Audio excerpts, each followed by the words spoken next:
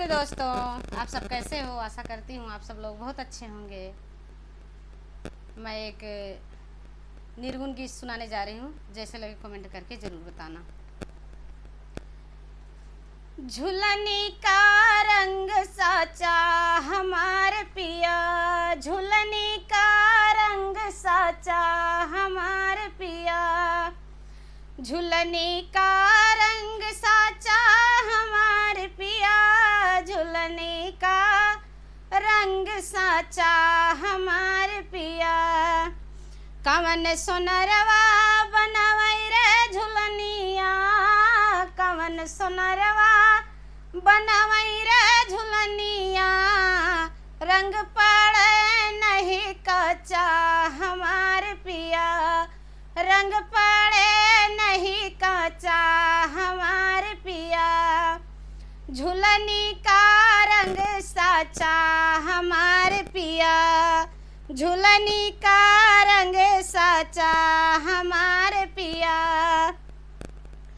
असुगर सोनरवा रुचि रुचि बनवै रे झुलनिया, सुगर सोनरवा रुचि रुचि बनवै रे झुलनिया, दे अग्नि के आचा हमार पिया, दे अग्नि के आचा हमार पिया।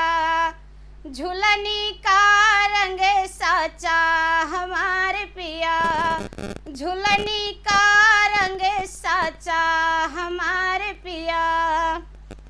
पांच रतन से बनी रे झुलनिया, पांच रतन से बनी रे झुलनिया, जो पहिरा सोई नाचा हमार पिया, जो पहिरा सोई नाचा हमार पिया।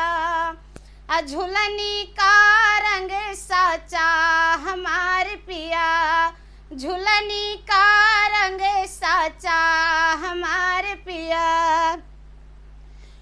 जतन से रखी हो गोरी झुलनिया, जतन से रखी हो गोरी झुलनिया, फिर मिले ना ऐसा ढांचा हमार पिया, फिर मिले ना ऐसा ढांचा हमार पिया।